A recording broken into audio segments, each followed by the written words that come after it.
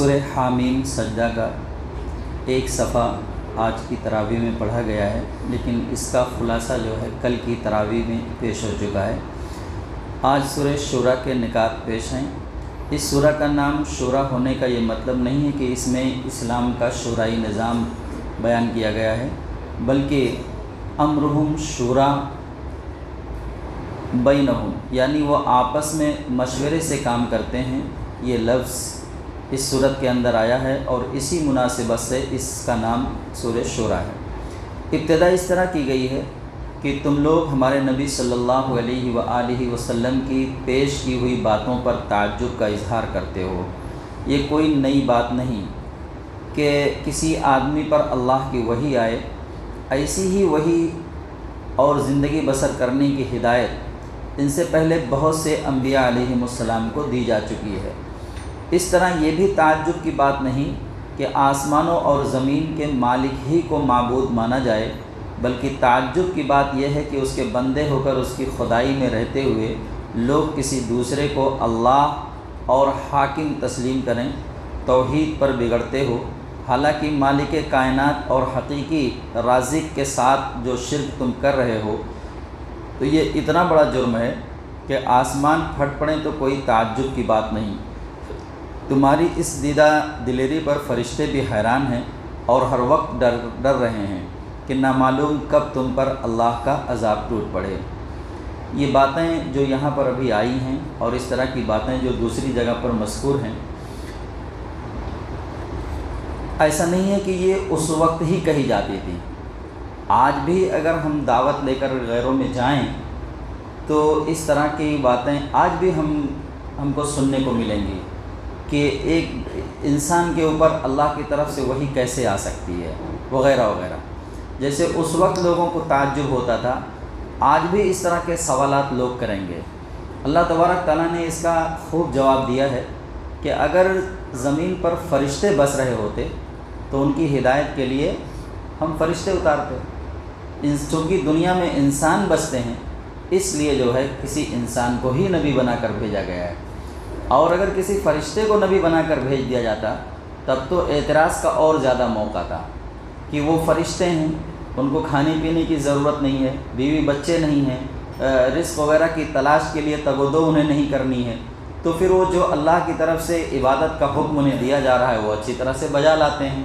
ہم انسان ہیں، بیوی بچے ہیں، ہماری ضروریات ہیں، تو ان ساری چیزوں کو چھوڑ کر ہم وقت اللہ کی عبادت میں کیسے لگے رہیں؟ ایک بہانہ ہے، اس سے بڑا بہانہ بن سکتا تھا یہ۔ تو بہرحال اللہ تبارک تعالیٰ نے اس بات کا خوب جواب دیا کہ اگر زمین پر فرشتے بس رہے ہوتے تو ان کی ہدایت کے لیے ہم فرشتے اتارتے، لیکن چونکہ زمین پر انسان بستے ہیں اس لیے کسی انسان کو ہی نبی بنا کر بھیجا گیا ہے۔ اس کے بعد بتایا گیا کہ نبی صلی اللہ علیہ وآلہ وسلم کا کام صرف غافل لوگوں کو خبردار کرنا اور بھٹکے ہوئے لوگوں کو راستہ دکھانا ہے، ان کی بات نہ ماننے والوں کا محاسبہ کرنا اور انہیں عذاب دینا یا نہ دینا، یہ کام اللہ کا ہے۔ حضور نبی کریم صلی اللہ علیہ وآلہ وسلم دعوت دے کر جب اللہ کے عذاب سے ڈراتے تھے تو وہ اتنی دیدہ دلیری کرتے تھے کہ حضور نبی کریم صلی اللہ علیہ وآلہ وسلم سے کہتے تھے کہ بار بار آپ جس عذاب سے ڈرا رہے ہیں وہ عذاب آتا کیوں نہیں ہے؟ تو اس کا جواب یہاں پر دیا جا رہا ہے کہ میرا کام، حضور نبی کریم صلی اللہ علیہ وآلہ وسلم سے کہلوا جا رہا ہے کہ آپ ان سے کہہ دیجئے کہ میرا کام صرف پیغام کو پہنچا دینا ہے، باقی عذاب دینا نہ دینا یہ کس کا کام ہے؟ اللہ تبارک تعالیٰ کا کام ہے۔ ان کا کام اس طرح کے دعوے کرنا نہیں جس طرح کے دعوے تمہارے بناوٹی مذہبی پیشوا کیا کرتے ہیں کہ جو ان کی بات نہ مانے گا وہ اسے بھسم کر دیں گے۔ یاد رکھو نبی صلی اللہ علیہ وآلہ وسلم تمہاری خیر خواہی کے لیے آئے ہیں اور اسی لیے تمہیں بار بار خبردار کر رہے ہیں اور تمہاری ساری باتوں کو برداشت کر رہے ہیں۔ پھر اس مسئلے کی حقیقت سمجھائی کہ اللہ نے سارے انسانوں کو پیدائشی طور پر سیدھی راہ پر کیوں نہیں لگا دیا۔ ایک سوال تب بھی تھا اور آج بھی ہے کہ اگر اللہ ہماری بھلائی چاہتا ہے اور ہم پر وہ رحم کرنے والا ہے تو پھر وہ ہمیں سیدھے راہ پر کیوں نہیں لگا دیتا، اور ان میں یہ اختلاف کیوں گوارا کر رہا ہے؟ اس کا سبب یہ بتایا گیا کہ اسی اختلاف کے سبب تو اس بات کا امکان پیدا ہوا ہے کہ انسان اللہ کی اس خاص رحمت کو پا سکے جو دوسری مخلوق کے حصہ میں نہیں آئی۔ جو انسان جانوروں کی طرح جبلت سے مجبور ہو کر نہیں بلکہ اپنے اختیار سے اللہ کو اپنا ولی اور کارساز تسلیم کرے، اللہ اسے حسن عمل کی توفیق دے کر اپنی رحمت خاص میں داخل کر لیتا ہے۔ اور جو انسان اپنے اختیار کو غلط استعمال کر کے ان کو ولی اور مددگار بناتا ہے جو حقیقت میں ولی اور مددگار نہیں ہیں اور نہ ہو سکتے ہیں، تو وہ اللہ کی رحمت سے محروم ہو جاتا ہے۔ ایک انسان ہی ہے جسے اللہ تبارک تعالیٰ نے پیدا کرنے کے بعد سوچنے سمجھنے کی صلاحیت دی اور اچھے اور بری چیزوں کو اختیار کرنے کا اسے اختیار دیا کہ وہ اپنی مرضی، راہیں اس کے سامنے دونوں کھلی ہوئی ہیں، راہیں دونوں کھلی ہوئی ہیں اور اللہ تبارک تعالیٰ نے سمجھ بوجھ ہمیں دے دی ہے۔ اب فیصلہ ہمیں کرنا ہے کہ ہمیں کون سا راستہ اختیار کرنا ہے، ہمیں بھلائی کا راستہ اختیار کرنا ہے یا برائی کا راستہ اختیار کرنا ہے۔ یہی ہے اصل ہمارا امتحان، پیدا کرنے کا مقصد یہی ہے۔ اللہ تبارک تعالیٰ نے فرمایا کہ ہم نے انسان کو اس لیے پیدا کیا تاکہ ہم اسے آزمائیں۔ تو آزمائش کس چیز کی؟ آخر اسی چیز کی آزمائش ہے کہ اچھا اور برا دونوں ہمارے سامنے موجود ہیں اور فیصلہ کرنے کی صلاحیت اللہ تبارک تعالیٰ نے ہمیں دی ہوئی ہے۔ اب ہمیں یہ فیصلہ کرنا ہے کہ ہمیں اچھائی والا راستہ اختیار کرنا ہے یا برائی والا راستہ اختیار کرنا ہے۔ یہی ہے ہمارا امتحان اصل میں۔ اس کے بعد بتایا گیا کہ جو دین نبی صلی اللہ علیہ وآلہ وسلم پیش کر رہے ہیں وہ حقیقت میں ہے کیا؟ یہ وہی دین ہے جو پہلے بھی حضرت نوح علیہ السلام، ابراہیم علیہ السلام، موسیٰ علیہ السلام، عیسیٰ علیہ السلام اور دیگر انبیاء علیہم السلام لے کر آ چکے ہیں۔ گویا انبیاء علیہم السلام کی پوری تاریخ میں اللہ کی طرف سے یہی ایک دین آتا رہا ہے۔ یہ تمام انبیاء جن کی تعداد کم و بیش 1.25 لاکھ سے 1.25 لاکھ کے آس پاس بتلائی جاتی ہے، تو سب نے ایک ہی دعوت دی کہ اللہ ایک ہے، وہی عبادت کے لائق ہے اور مرنے کے بعد زندہ ہونا ہے، اللہ کے حضور کھڑے ہو کر جواب دہ ہونا ہے۔ سارے انبیاء کی دعوت یہی رہی۔ باقی یہ جو عبادتیں ہیں یہ زمانے کے اعتبار سے کم زیادہ طریقہ کار میں تبدیلی یہ سب ہوتا رہا ہے۔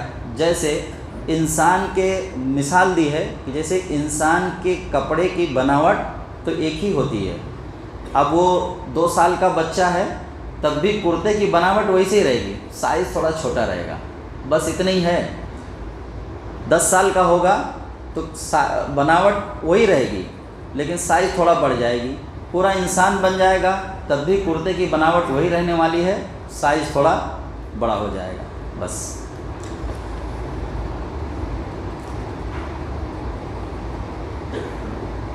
فرمایا اللہ کے نزدیک سچا دین اسلام ہے، یعنی حضرت آدم علیہ السلام اور حضرت نوح علیہ السلام سے لے کر حضرت محمد صلی اللہ علیہ وآلہ وسلم تک ایک ہی دین آیا ہے۔ اگر فرق ہے تو حالات اور زمانوں کے لحاظ سے بعض جزیات میں فرق ہے۔ اس کی مثال ایسی ہے جیسے ابھی میں نے کپڑے کی مثال دی، وہی مثال یہاں پر دی گئی ہے کہ بنیادی ڈھانچہ تو ایک ہی ہے، البتہ زمانے کے اعتبار سے انسان کی جسامت میں فرق ہوتا جاتا ہے تو اس کپڑے میں بھی فرق ہوتا جاتا ہے۔ کبھی موسم کے اعتبار سے کہیں کے لیے کوئی کپڑا مناسب رہتا ہے، کہیں اور کے لیے کوئی اور کپڑا مناسب رہتا ہے۔ ساتھ ہی بتایا گیا کہ تم لوگوں کو احساس نہیں ہے کہ اللہ کے دین کو چھوڑ کر غیر اللہ کے بنائے ہوئے دین اور قانون کو اختیار کرنا اللہ کے مقابلہ میں کتنی بڑی ڈھٹائی ہے۔ تم اسے معمولی بات سمجھتے ہو مگر یہ اللہ کی غیرت کو للکارنے والی بات ہے اور اس کی سزا بھی ان کو بھگتنی پڑے گی جو ایسا کریں گے۔ رزق اور معاش کے تعلق سے اللہ تعالیٰ نے بتایا، رزق اور معاش کے تعلق سے اللہ تعالیٰ نے بتایا کہ اللہ بندوں پر حد درجہ مہربان ہے، جسے جو کچھ چاہتا ہے دیتا ہے، سب کو یکساں سب چیزیں نہیں دیتا۔ کسی کو کوئی چیز دی ہے تو کسی کو کچھ اور، کسی کو کم کسی کو زیادہ۔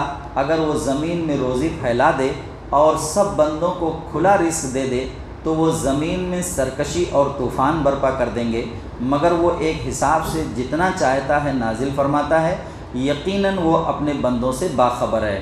اللہ تبارک تعالیٰ ہمارے حالات سے ہم سے بہتر جانتا ہے، ہمارے حالات کو ہم سے بہتر اللہ تبارک تعالیٰ جانتا ہے اور وہ اپنے علم کے مطابق ہر بندے کو دنیا میں رزق دے رہا ہے۔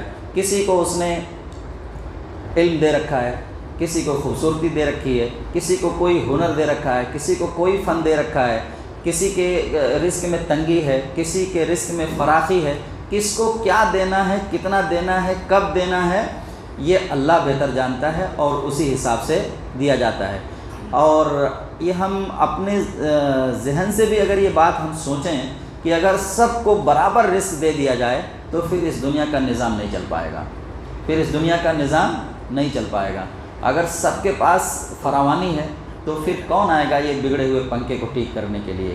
کون آئے گا اس بگڑی ہوئی لائٹ آپ کی اے سی ٹھیک کرنے کے لیے؟ اس کے پاس کمی ہی نہیں ہے، کیوں آئے گا آپ کی نوکری کرنے یہاں وہ؟ تو یہ دنیا کا نظام نہیں چل سکتا اگر سب کو یکساں رزق دے دیا جائے۔ اور بعض لوگوں کا مزاج تو اتنا بگڑا ہوا ہوتا ہے کہ اگر ان کی چاہت کے مطابق انہیں دے دیا جائے تو وہ خود اپنا خرابہ کر بیٹھیں گے، اپنا نقصان کر بیٹھیں گے۔ اس لیے اللہ جتنا جس کے لیے بہتر سمجھتا ہے اتنا اسے دیتا ہے، مگر وہ ایک حساب سے جتنا چاہتا ہے نازل فرماتا ہے۔ یقیناً وہ اپنے بندوں سے باخبر ہے اور سب کچھ دیکھ رہا ہے۔ البتہ جو صرف دنیا چاہتا ہے اللہ اسے دنیا دے دیتا ہے، مگر آخرت میں اس کا کوئی حصہ نہیں رہتا، اور جو آخرت چاہتا ہے اللہ اسے آخرت دیتا ہے اور مزید اپنی عنایات نچھاور کرتا ہے۔ اب بندے کا کام ہے کہ وہ اپنی بھلائی کے لیے کس چیز کا انتخاب کرتا ہے۔ تمہیں جو مصیبتیں پہنچتی ہیں تمہارے کرتوتوں کی وجہ سے ہیں، بہت ساری کوتاہیوں کو اللہ یوں ہی درگزر فرما دیتا ہے۔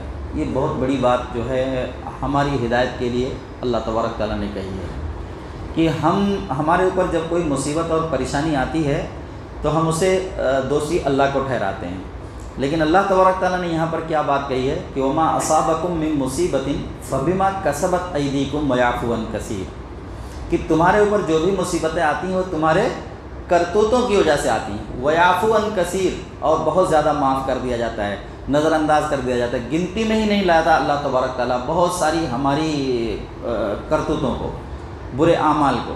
اس کے بعد بھی بعض مرتبہ ایسا ہوتا ہے کہ اتنی تکلیف اور اتنی پریشانی آ جاتی ہے کہ بندہ ہل کر رہ جاتا ہے۔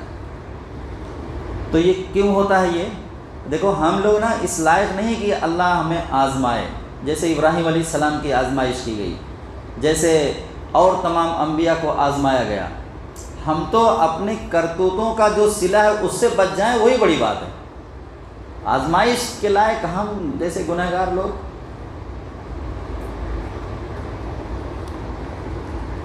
تمہیں جو مصیبتیں پہنچتی ہیں تمہارے کرتوتوں کی وجہ سے ہیں، بہت ساری کوتاہیوں کو اللہ یوں ہی درگزر فرما دیتا ہے۔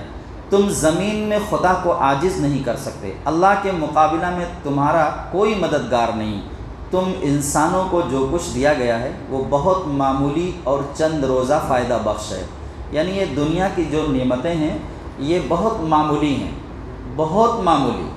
جنت کی نعمتوں سے اس کا کوئی تقابل نہیں کیا جا سکتا، کوئی تقابل نہیں کیا جا سکتا، لیکن اس کے باوجود بار بار اللہ تبارک تعالیٰ ہمیں یہ بات جتلا رہے ہیں۔ کہیں دنیا کو کہتے ہیں کہ یہ کھیل اور تماشا ہے، کہیں دنیا کے متعلق کہا گیا کہ یہ دھوکہ ہے، وما الحیات الدنیا الا متاع الغرور، کہ یہ دھوکے کی جگہ ہے۔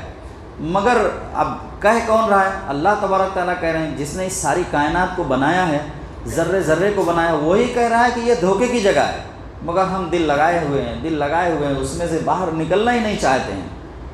ارے جب پتہ چل جائے کہ یہ شخص دھوکے باز ہے تو اس کے اوپر کوئی بھروسہ کرے گا؟ نہیں کرے گا نا۔ تو یہ دنیا بھروسے کے لائق نہیں ہے۔ کون کہہ رہا ہے؟ یہ تخلیق کرنے والا، خود پیدا کرنے والا کہہ رہا ہے کہ یہ دھوکے کی جگہ ہے، مگر ہم ہیں کہ ماننے کے لیے تیار نہیں ہیں۔ تو یہ دنیا کی نعمتیں جو کچھ ہیں آخرت کے مقابلے میں بالکل ہیچ ہیں۔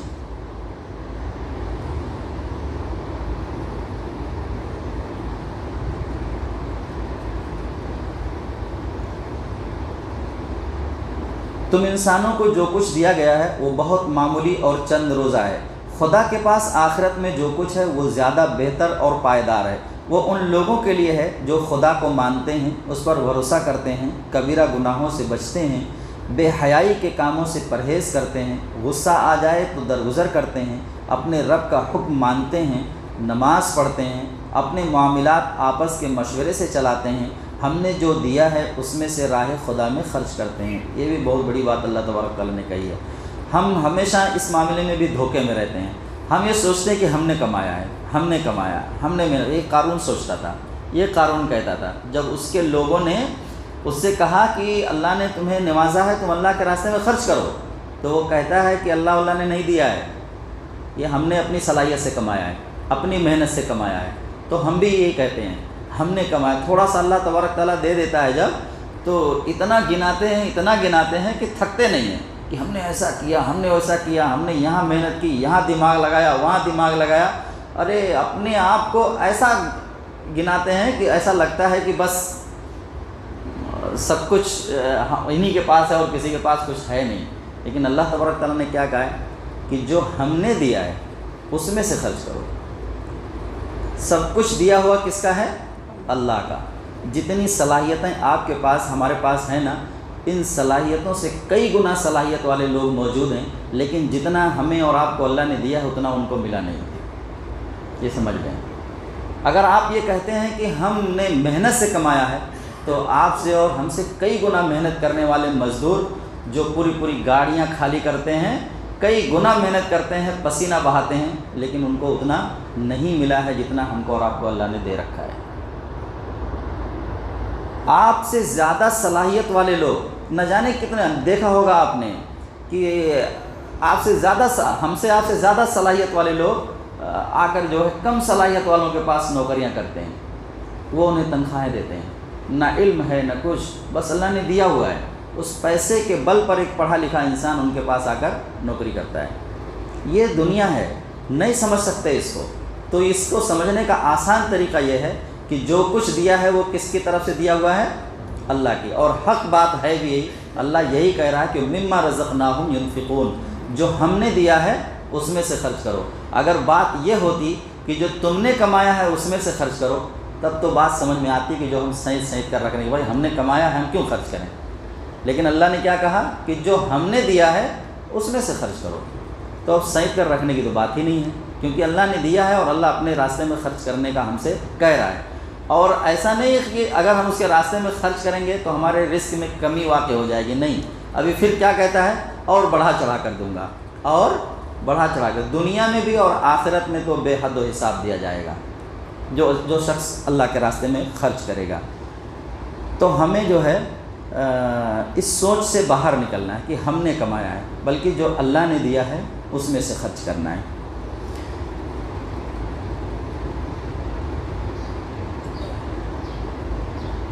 جو کچھ آسمانوں اور زمین میں ہے سب خدا کا ہے. جسے چاہتا ہے لڑکیاں دیتا ہے، جسے چاہتا ہے لڑکے دیتا ہے، جسے چاہتا ہے لڑکیاں لڑکے دونوں دیتا ہے، جسے چاہتا ہے بانچ کر دیتا ہے. وہ سب کچھ جانتا ہے اور ہر چیز پر قادر ہے. سورہ زخرف کا مرکزی مضمون بھی توحید پر مبنی ہے.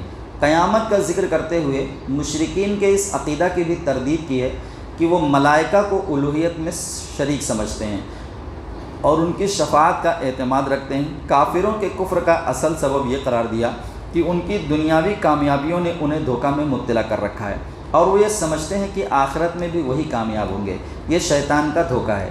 اصل کامیابی آخرت کی کامیابی ہے، اور اس کا معیار دنیا میں مال و دولت کا مالک ہونا یا اقتدار و قوت کا مل جانا نہیں ہے، بلکہ اس کا معیار اللہ کے رسول صلی اللہ علیہ وآلہ وسلم کے بتائے ہوئے راستے پر چلنا ہے.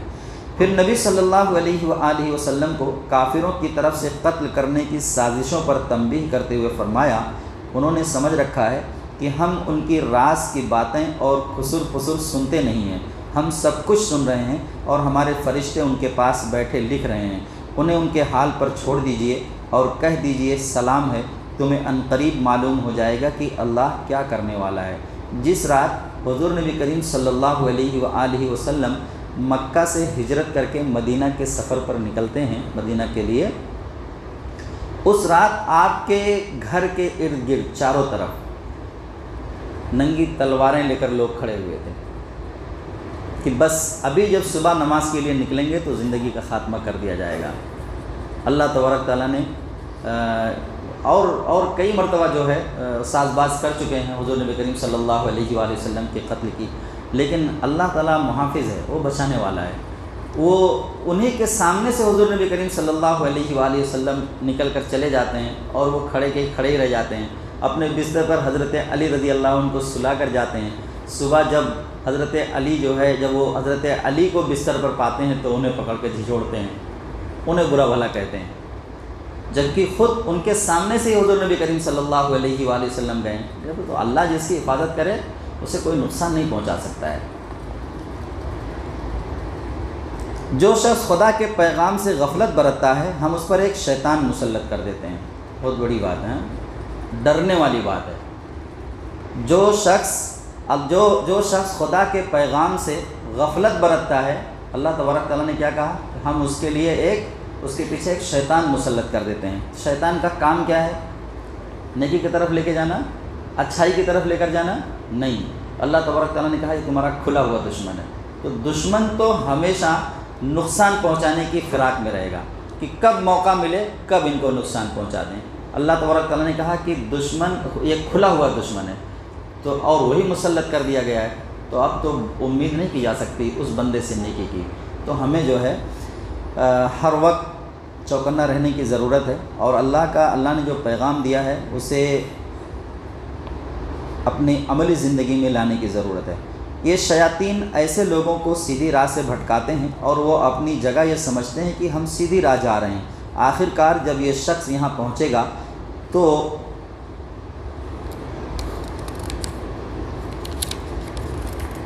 اپنے شیطان سے کہے گا کاش میرے تیرے درمیان مشرق و مغرب کی دوری ہوتی، تو بدترین ساتھی نکلا۔ اس وقت ان سے کہا جائے گا تمہارے پچھتانے سے کیا فائدہ، دنیا میں تم نے اپنی جانوں پر ظلم کیا، آج تم اور شیاطین عذاب ساتھ ساتھ بھگتو گے۔ سورہ دخان کا پس منظر یہ ہے کہ جب کافروں کی مخالفت سخت ہوتی چلی گئی تو نبی صلی اللہ علیہ وآلہ وسلم نے دعا فرمائی، خدایا یوسف کے قحط سے میری مدد فرما۔ حضور صلی اللہ علیہ وآلہ وسلم کا خیال تھا کہ جب ان پر مصیبت پڑے گی تو ان کے دل نرم ہو جائیں گے اور یہ توبہ کر لیں گے۔ اللہ تعالیٰ نے آپ کی دعا قبول فرمائی اور ایسا قحط پڑا کہ لوگ بلبلا اٹھے۔ بعض سرداران قریش خاص طور پر ابو سفیان حضور صلی اللہ علیہ وآلہ وسلم کے پاس آئے اور درخواست کی کہ اپنی قوم کو اس بلا سے نجات دلانے کے لیے اللہ سے دعا کریں۔ اس موقع پر اللہ نے یہ سورہ نازل فرمائی۔ اس میں جو اہم باتیں بیان فرمائی گئی ہیں وہ یہ ہیں، اولاً یہ کہ تم اس قرآن کو محمد صلی اللہ علیہ وآلہ وسلم کی تصنیف سمجھتے ہو تو یہ خود گواہی دے رہی ہے کہ انسان کی نہیں بلکہ خداوند عالم کی کتاب ہے۔ دیکھیے یہ ابو سفیان جو ہے یہ مکہ کا واقعہ ہے۔ یہی ایک موقع ایسا آتا ہے جب حضور نبی کریم صلی اللہ علیہ وآلہ وسلم نے بد دعا دی ہے، مطلب اس طرح سوچا ہے کہ ان کے اوپر کوئی ایسا عذاب آ جاتا جس سے یہ اللہ کی طرف رجوع کرتے۔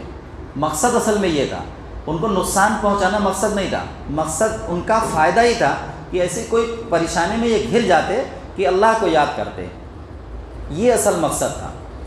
اب ایک قحط تو آیا ان کے اوپر، اب ابو سفیان ابھی دیکھو مسلمان نہیں ہوئے ہیں، لیکن ان کو پورا یقین ہے اس بات کا کہ یہ اللہ کے نبی ہیں، پورا یقین ہے، اس میں کہیں تھوڑا سا شک اور شبہ بھی نہیں ہے، کیونکہ جب وہ قحط پڑا تو وہ حضور نبی کریم صلی اللہ علیہ وآلہ وسلم کے پاس ہی آتے ہیں کہ آپ اپنے اللہ سے دعا کریں کہ اللہ اس قحط سے جو ہے اس قوم کو نجات دے، باہر نکالے۔ بہت پریشان ہے قوم، بلبلا رہی ہے، نہیں کچھ کھانے پینے کو نہیں مل رہا ہے۔ یوسف علیہ السلام کا قحط، جب سورہ یوسف کا تذکرہ آیا تو اس میں ہم نے پوری بات واضح ہو کر آئی تھی ہمارے سامنے کہ کنعان سے نکل کر مصر تک بھائی لوگ گئے تھے، ان کے قحط سالی وہاں تک پہنچ چکی تھی۔ تو جب قحط پڑتا ہے تو پھر غلے وغیرہ نہیں پیدا ہوتے ہیں، پھر بھکمری کا دور شروع ہوتا ہے۔ تو بہرحال یہ صورتحال میں ابو سفیان خود حضور نبی کریم صلی اللہ علیہ وسلم کے پاس آ رہے ہیں اور کہہ رہے ہیں کہ دعا کریے۔ تو اگر یقین نہ ہوتا تو یہ بات کہتے نہیں کہتے، یقین تھا کہ یہ اللہ کے نبی ہیں، لیکن بس وہی خاندانی عناد جو رہتا ہے۔ ابو جہل کو پورا یقین ہے، وہ خود اپنی زبان سے کہہ رہا ہے کہ ہم کو معلوم ہے کہ یہ اللہ کے نبی ہیں، لیکن اب کیا کریں، ایک خاندانی عناد ہے جو روک رہا ہے ان کو بڑا ماننے سے۔ نہیں مانا، چلا گیا دنیا سے کفر کی حالت میں۔ تو بعض مرتبہ ایسا بھی ہوتا ہے۔ ابو طالب کو تو ذرا سا بھی شک اور شبہ نہیں ہے حضور نبی کریم صلی اللہ علیہ وآلہ وسلم کے سچے نبی ہونے میں، کیونکہ اگر ان کو تھوڑا سا بھی شک ہوتا تو وہ اپنے بیٹے علی سے نہ کہتے کہ محمد جو کچھ کہہ رہے ہیں اس پر عمل کرو۔ حضرت علی رضی اللہ عنہ کو ابو طالب نے کبھی نہیں روکا، اپنے دوسرے بیٹے کو کبھی نہیں روکا، لیکن خود ایمان نہیں لائے، خود اسلام قبول نہیں کیا۔ کیوں نہیں قبول کیا؟ کہ قوم کے لوگ، خاندان کے لوگ یہ کہیں گے کہ باپ دادا کے دین کو چھوڑ کر بیٹے کے لائے ہوئے دین کو اختیار کر کے دنیا سے رخصت ہو گیا، تانا دیں گے لوگ۔ تو یہ تانا دینے کے ڈر سے آج بھی ہم دنیا میں بہت سارے برے کام کرتے ہیں، جو رسم و رواج جو دین سے بار بار ٹکراتی ہیں، جو بدعت اور خرافات کے حد تک پہنچ جاتی ہیں، وہ ہمارے خاندان میں رائج ہیں، ہمارے گھروں میں رائج ہیں، مگر دنیا کے تانے کے ڈر سے ہم اسے کرتے چلے جا رہے ہیں کہ اگر ہم چھوڑ دیں گے تو لوگ کیا کہیں گے، خاندان والے کیا کہیں گے۔ باپ کا انتقال ہو گیا ہے، قرض لے کر دہم چہلم برسی کی جا رہی ہے کہ اگر نہیں کریں گے تو لوگ کیا کہیں گے۔ تو یہ دنیا کے تانے کے ڈر سے کوئی ایسا کام نہ کیا جائے جو اللہ کو ناپسند ہو۔